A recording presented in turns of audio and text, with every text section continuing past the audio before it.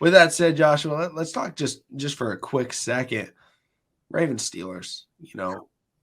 For the last 20 years, it's been one quarterback. Basically quarterbacking the Pittsburgh Steelers, and there's been, really two Ravens quarterbacks, maybe three Ravens quarterbacks. Is this still the same level of rivalry? Can we be completely honest? This is still not the same NFL, man. So no, I definitely would say it's not the same level of rivalry. I mean, honestly, when you hear Ravens Steelers, it sounds like it sounds like a regular game to everybody else. I mean, of course, for guys like me and McConnell and other people that's been watching, the Ravens for the past 26 or 27 years, they've been, in existence in the league. They grew up seeing the Jerome Bettis and Ray Lewis matchup. The Mr. Crack back and smile at your Hines Ward and Troy Polamalu with all the hair jumping off the back of his defensive lineman and blocking the kick. I mean, we've seen T Sizzle and Haloti Nada on Big Ben, So I mean, and we seen what's his name, Joey Porter. We saw Pernell McPhee spear completely spear. I believe the Jim Nantz used the term pile drived him into the ground. Yeah. Hell, I think Cody Upshaw got a good couple ones on Big Ben too. So I mean, when you think about that hard-nosed football, you definitely, love the atmosphere it brings. And then we're going up Pittsburgh too. Pittsburgh is they say it when it's the rivalry week, they're way worse as far as how they act and treat Ravens fans. I know there's going to be some decent Steelers fans out there, just like some decent Raven fans too. If you are going up there, please be mindful and respectful of each other. Just come back home safely. We don't want to hear nothing about anybody getting into no situations where it would be, detrimental to anybody's health or anything of that nature. Just enjoy the game, really. But when you and also, Big Ben and Joe Flacco, that was definitely the talk of the town. The San Antonio Holmes, toe tap in the back. The Torrey Smith non-route, So I mean, who else? I think Lee Evans, did he drop a big pass for us against the Steelers? He might have. I know he dropped some big passes for us. Yeah, so I mean, a lot of things happen, man. Ryan Clark. I forgot Ryan Clark. Ed Reed. I can't forget Ed Reed. So I mean, when you hear about the Ravens and Steelers rivalry, and it's almost like those big Texas high school football games. Those old guys that got those rings, they come back. Go ahead, get you one of these, baby. Get you one of these. What you gonna do? What you gonna do this weekend? Such and such. They're this size. Y'all gonna handle that boy? Stuff like that. It's the type of energy it brings. So I mean, I definitely love that it's rivalry week. I hope that these new guys that are Ravens, that's bleeding this purple and black, are embodying this, type of energy. And I hope to see it spewed on the field, all four quarters. Yeah, I just want to see. This is where so many Ravens players are made, and you really get to see who they are. Mm-hmm. Because in this game, you want to see the biggest hits, and really, you don't care about flags. The first quarter, you do not care.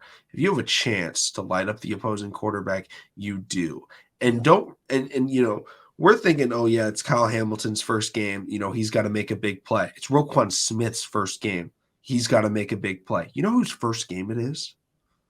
Kenny Pickett's first game. Do you know what the other team has always had to do against first game rivalry in the Ravens Steelers? You go out and you hit him. I believe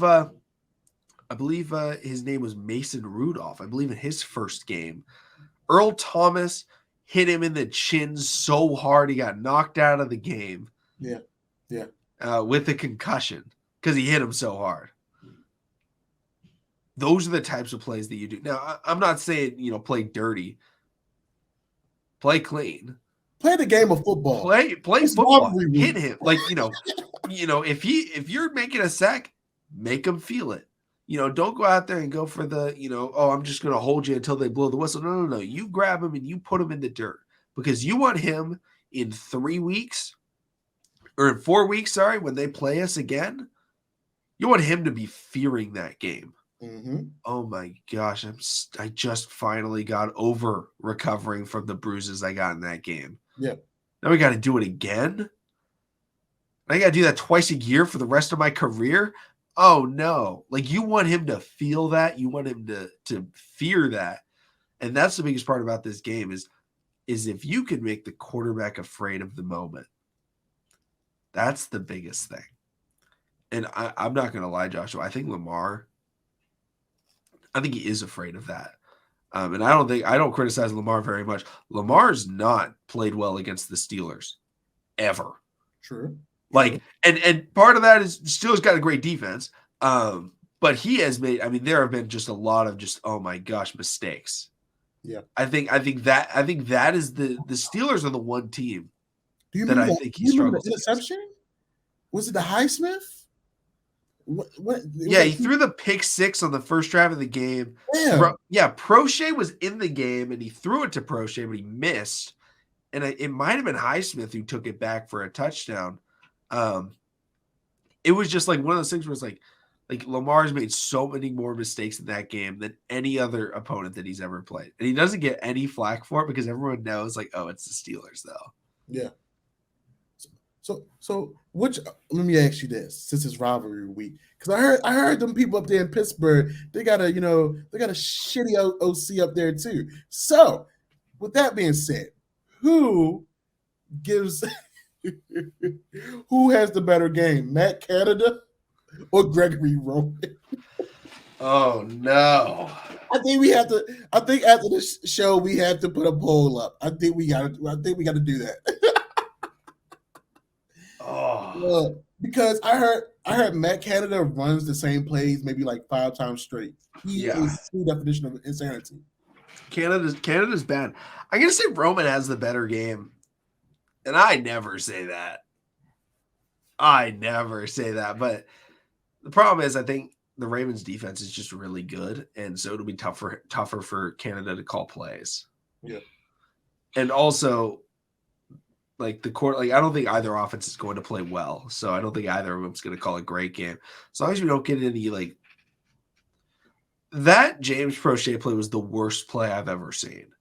It was not just because of his throw, but like the play design made no sense, and like the way that the handoff was done initially, it looked awkward as hell.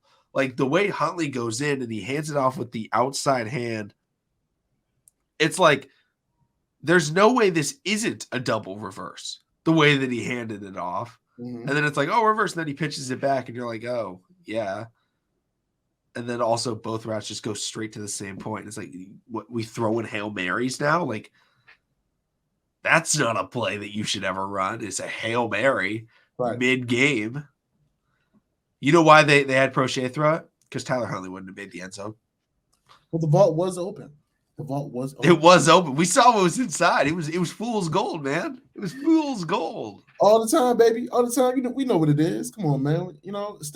Stanford University. If anybody from the athletic department listens to the TTB podcast, this is our endorsement. Taking Gregory Roman. Make it happen. Trade offer. We give you Greg Roman. You give us future prospects on the level of Simi Fehoko. I think it's a fair trade. Ooh. Shout out to Shamar Bridges actually signing back to the team too. That's also true. He responded to my DM. I said congrats. He said thank you, man. Shout out to Shamar Bridges, the legend. So yeah, go congratulate him on Twitter. He's a nice guy. But I think that's gonna be it for this show. As I'm still coughing. I'm sorry for my voice. That's why I haven't been uploading. The voice is hard. Doing a solo video would be like impossible. So I'd go like 2 minutes and then I just start losing it. But everyone, thank you so much for listening. Subscribe for Daily Ravens content. We'll see all of you again next time.